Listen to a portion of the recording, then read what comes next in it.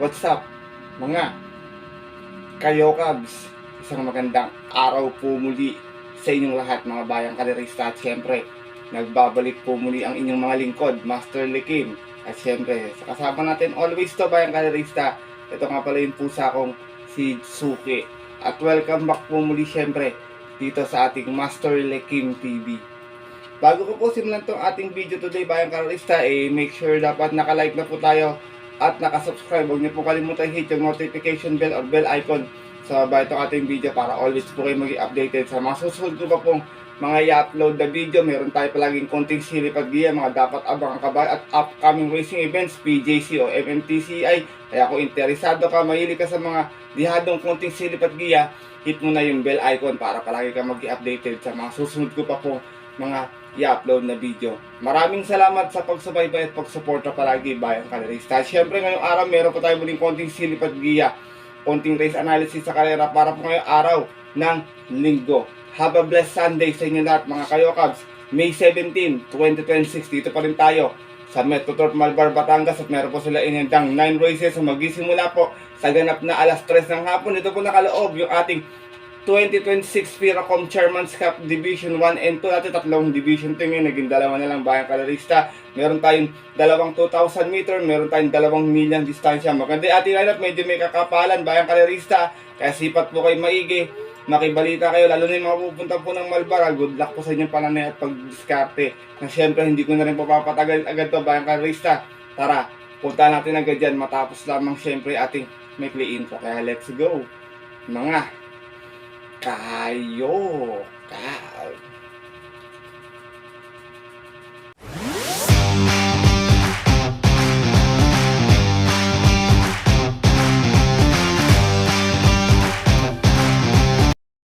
At gaya nga po, nagbabanggit ko kayo na sa ating intro, meron tayong 9 races today, ngayong araw ng linggo. Meron tayong dalawang winner take all, dalawang pick 5, isang pick 6 at isang pick 4 event. Ang ating distansya, meron tayong 5 1400 meters, dalawang 2000 meter, yung ating main highlight race. At meron tayong 2 milya, yung ating 57 to 70 na grupo, bayang kalerista, kasi talagang ano na yan, considered na yan, napakagano'ng klaseng grupo. Milya na po talaga yung distansya. At kaya good luck po sa inyong mga pananaya, sa inyong mga diskarte. Sana sagap din po kayo ng mga sarili nyong input, balita sa mga bawat kaibigan nyo or kakilalang nasa loob ng karera, bayang kalerista, para madagdagan inyong diskarte at mga rota, makadihado at mapasama kayo syempre sa mga paborito nyong tinatayang mga exotic bets. Kaya ito, simulan ko na agad ang mga konting silip at giya. Syempre wala na pong patumpik-tumpik pa. Good luck po sa inyo lahat. Have a blessed Sunday racing, Kayokabs, and start na po tayo. Race number 1, start na ating first winner take all event, Firacom Meeting Base Class 4, 42 to 56, full gate tayo agad dito, bayang kalerista, pero 13 in betting options lamang. Dito sa kalera na to, tingin ko maraming bebenta, tingin ko kalat agad yung spread nito. Para sa akin, bayang kalerista, para sa akin, opinion ko lang, outsider dito, Bright 3, Arch Serve, yung couple entering 5, Winter on Fire, yan. Para sa akin, tingin ko outsider dyan sa grupo na yan. Yung rest na mga hindi ko nabanggit, pwedeng bumenta po at pwedeng makachamba. Talaga medyo mahirap yung ating umpisa ng first winner take all. Dito ako, first choice ko, malakas yung nilabanan last time ito, numero 7, Wolf 359, narerenda ni Jomer Estorque. Last time, segunda siya, may 126.2, malis ng 9-7 out of 12 bars naglaban-laban. Same rating base at yung po ng May 1, kung saan nakalaban niya po doon yung Yamadong si Tadeus. From JB Hernandez, this time ang larenda po, Jomer Estorque. Para sa ating numero 7, si Wolf 359. Second choice ko, medyo parang naligaw ng grupo to dito. 57 to 70 tumatakbo to. Tsaka madalas sa stakes race ko nakikita to eh. Numero 13, Bubu. Narerendahan po ni JB Hernandez to, tingin ko. Pwedeng isunod to, pwede rin mauna to dito, bayang kalerista. May base time tong 123.6 sa programa. Pero last time, segunda to sa milya. Meron tong 140.4. Umalis to ng 2-2 out of 8 runs. Naglaban-laban sa isang special race noong May 3. Kung saan ang nanalo na po doon sa wakas yung kabayong si Baobab. Same rider na rin, JB Hernandez. Para sa ating numero 13, si Bubu. Race number 1, mga bayang kalerista, gaya na nabanggit ko, kung gusto niya magdihado agad sa umpisa, pwede kayo magkaladkad ng dihado, kahit DD1 lang, bayang kalerista, sigurado ako, yummy dividends to. Maganda kasi yung dadaanan nito, kaya sipat po kayo maigi. Good luck po sa inyong first winner take all. Lipat na po tayo sa ating race number 2. Start na ating first pick 5 at ating unang highlight race ngayong araw ng linggo. Ang 2026 Piracom Chairman's Cup Division 2. 2,000 meters yung ating distansya. Meron tayong 8 runners but 7 in betting options lamang. Dito bayang kalas sa first chase ko. Solo taga ito dito kahit 2,000 yung karera. Kung makakapagpahinga ng 2 kwartos to, tingin ko pwedeng meta abutan or pwedeng tumapos kasi wala akong gano'n nakitang matulin talaga. Numero 2 King James, narerendaan ni Nelson J. Esteban. Huling panalo nito bayang kalarista 1,800 meters. Banderang tapos po ito. Ang milestone ng 1-1 may prebang 156.2 out of 9 runs sa laban-laban sa isang special race ng March 22 kung saan tinalo niya po doon yung nayamadong si Circus Crowd. From AB Serious, itong kabayan hindi naman namimili na sakay this time. NJ Esteban ang rerenda para sa ating numero 2 na si King James. Second choice ko, angkop sa kanya yung distansya, wag lang maiiwan ng todo sa alisan. Tingin ko kung makakapwesto ng maga, malaki yung panalo. Numero 8, High Dollar, narerendaan ni El Supremo, John Alvin Guse. Sa karera nila, King James last time, dumating itong pang-apat, may 157.6, umalis ng 9-7. Out of 9 runners naglaban-laban natin nga po ng March 22. Same rider na rin, El Supremo, John Alvin Guse, para sa ating numero 8, si High Dollar. Race number 2, bayang kalarista, unang highlight race ngayong araw ng linggo. Pas muna ako kay Midnight din. Parang tingin ko magaling yan sa kabilang kalayaran. Pero kung kusunadan nyo, wala pong problema ha. Hindi po sa niluluwang ko po kayo. Kaya good luck po sa inyong first pick 5 choices. Di para tayo sa ating race number 3. Start na ating second winner take all. Piracom Rating List Class 5 1741. Meron tayong 11 runners na maglalaban-laban. Dito bayang kalarista, nakikita ko magdadala ng marcha. Super daily din. Yan, tingin ko medyo angkin, may pwede makasolo taga ito sa unahan, pero baka agapayan ng agad dito. Yung ibang may mga angkin tulin din naman, gaya nila Reyna Margareta, tsaka tong si Don Lucas, baka agapayan lang. Kaya dito ako, first chase ko, tingin ko baka nakapagpagpag lang ng kalawang. Numero 10, Bravo, narerendaan ni si Espare Jr. Huling takbo ni Bravo, pang 13, may 132 flat. Umalis ng 8 Gs out of 14 runners, naglaban-laban. Bagong baba dito, galing ng 42.56 at yung po ng April 29. Kakayarang napanalunan ng kabayong si Phil the Burn. From Jericho Serrano, this time ang rerenda po si Espare Jr. para sa ating numero 10 na si Bravo. Second choice ko, Grey Galloper, numero 5, Supreme Dynasty. Narerendaan po ni Carlo Giala. To last time, Tarsera, may 129 flat. Umalis to ng 7-7 out of 12 runs sa laban-laban. At yung po nung May 1, same rating base din po. Kung saan ang nanalo po doon, yung kabayong si Manipur Bipani. Same rider na rin, si Bijala para sa ating numero 5, si Supreme Dynasty.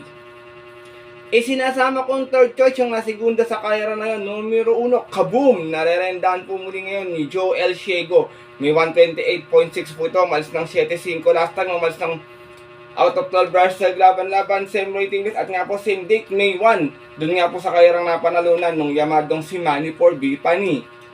From Jigger Paano, this time ang rerenda po, balik ang renda kay Joel Ciego para sa ating numero 1, si Kaboom. Race number 3, bayang kalerista, gaya na nabanggit ko, super daily din pwede magdala ng marcha rito. Kung hindi makukulit, pwedeng makaraos po sa una, lalo na kapag nakapagpahinga po yan ng kanyang kwartos or pacing. Kaya good luck po sa inyong second winner take all event. Di para tayo sa ating race number 4, ating main highlight race ngayong araw po ng linggo. Ang ating 2026 Chairman's Cup Division 1, another 2,000 meters, start ng ating pick 6 event. Meron lamang tayong 6 runners na maglalaban-laban. Dito first choice ko, season niya to, tsaka distansya na to, pistol na to, kaya tingin ko kayang umulit ito eh. Last year siya rin yung nanalo rito. Numero 6, Jungkook, narerendaan po ngayon ni PM Cabalejo. Si Jungkook galing ito sa panalo noon sa Classic Cup bayang kalarista, pero after that nag-barrier po siya last time noong April 29, may 143.6 sa milya. Si PM Cabalejo na rin po yung nag-barrier sa kanya dito sa Calooc na numero 6 na si Jungkook. Second choice ko, to medyo tumapang sa laban to, pwedeng magbigay ng upset, tingin ko bayang kalarista para sa akin kasi mahaba yung distansya, medyo angkop din sa kanya, tsaka mainam yung tinatakbo nito kahit mga nagdaang buwan. Numero 1, Circus Crowd, narerendaan po ni Jomel Lazaro. Galing din to sa barrier ng April 29, may 144 sa milya.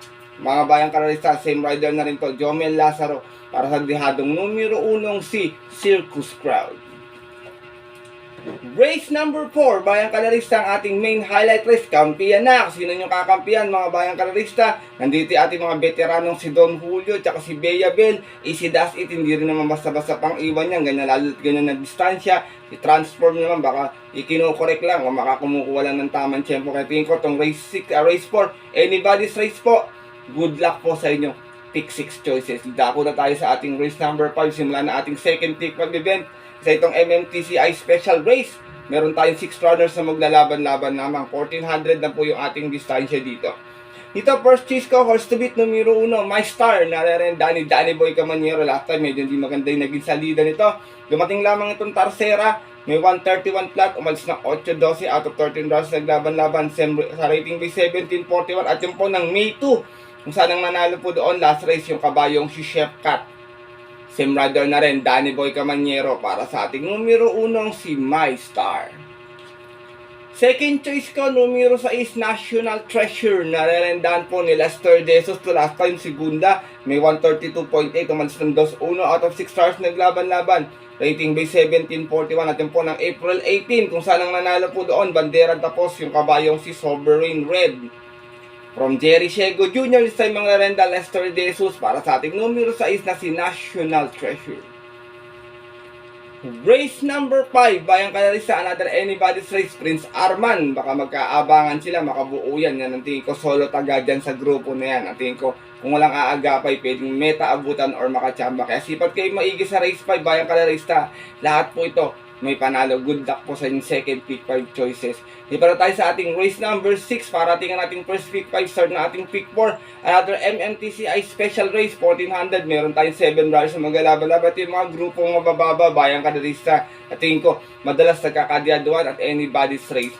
Dito, long shot of the day ko to. Numero 1, Asong for G. Nalerenda ni JB Guerra. Medyo galing sa mahabang pahinga to. Meron tong 131.8 nun. Dumating itong pampito.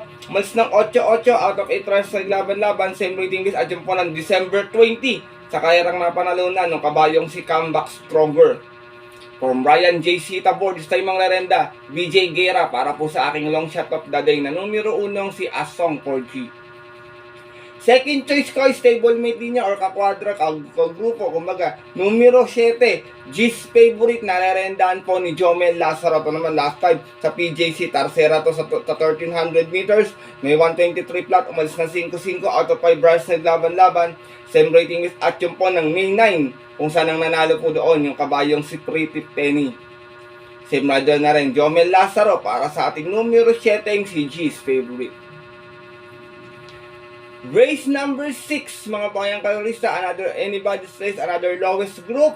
Sipat po kayong maigi, makibalita na rin po, at sipat ng sariling napupusuan or kursonada. Good luck po sa inyong pick 4 choices. Dako na tayo sa likod ng ating programa, ating race number 7, milya po ang ating distansya.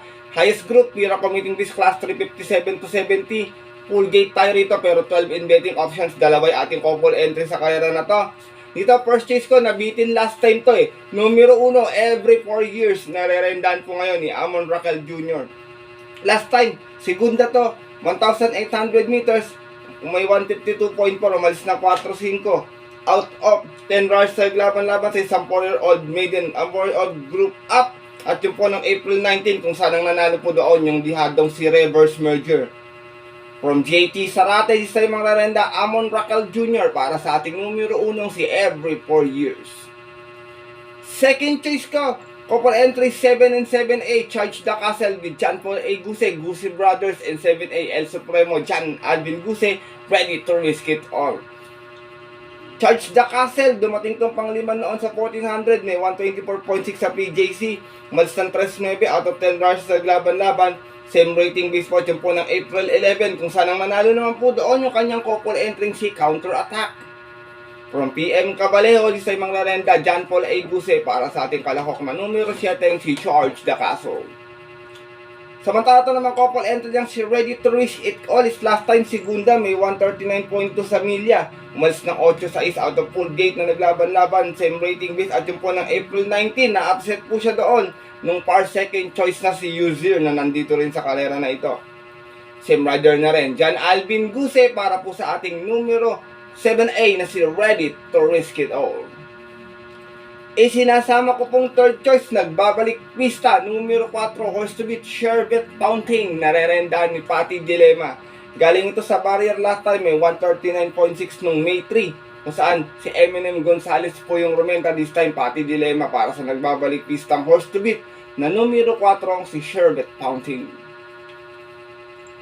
Race number 7, mga bayang kanalista, ito magandang karera, mataas na grupo to. Iba rito, may mga panalo rin naman. Para sa akin ito, opinion ko lang, akin lang dito. Tingin ko mga outsider, Sky Warrior, Rumored, Imperatus, Circle of Love, Justifiably So, yan, tingin ko yun. Para sa akin, outsider yan. Pero itong sila Greatest Moment, matatapang po sa laban yan. This Old Heart of Mine. Sipat po kayong maigil at Hercook, medyo mainam na rin yung tinatakbo, bayang karerista. Kaya tingin ko medyo magandang karera to. Tingin ko hindi naman gano'n lalayo ang benta ng tatlo na to. Kaya good luck po sa inyo. Para tingnan ng winner take all ang ating race number 7. At narito na po tayo sa ating penultimate race ngayong araw ng linggo, ang ating race number 8. At isa itong Pira Commuting Base Class 442.56. Balik tayo sa 1400 na distansya. Meron tayong 11 runners na maglalaban-laban. Dito bayang kanalista, para sa akin medyo parang magaang yung laban nito dito. Kaya sasaluhin ko na lang, 1 for the day po. Numero 11, Madre Taberna. Narerendahan po ni PM Cabalejo. Galing sa pahinga to doon, pero nanalo. May 127.4, malsan sa 6 out of 11 runners naglaban-laban. Same rating base at yung po ng April 19, tinalo niya po doon yung nayamadong si Queen Marchesa at si Pilda Byrne. Same rider na rin, PM Cabalejo, para po sa aking 1 for the day na numero 1 si Madre Taberna. Race number 8, mga bayang karerista, kung may makita po kayong pang-upset, kayo na pong bahala, hindi po maiwasan yung upset minsan sa karera talaga. Kahit super mega outstanding pa po yan, bayang karerista. Kaya kung may pang-capital naman, dagdag na lang po. Kung wala, palakasan ng loob. Good luck po sa ating penultimate race. At narito na tayo sa ating huling karera ngayong araw po ng linggo. Another milyang distansya, another Pira Commuting Base Class 357 to 70, another full gate po tayo rito, bayang karerista. Dito sa karera na to, mga nakikita kong matulin, Angelic Boom, Every Sweat Count, Tetid Busey, Lucky Gem, Sunshine Shoes, yan, matutulin po yan ha. Kung magkakaroon po na airless Adel, milya po ito. Sigurado darating yung mga galing sa likuran. Kaya dito, first choice ko, galing sa panalo, baka magtuloy-tuloy na. Numero 14, Baobab, narerenda ni JRD Ocampo.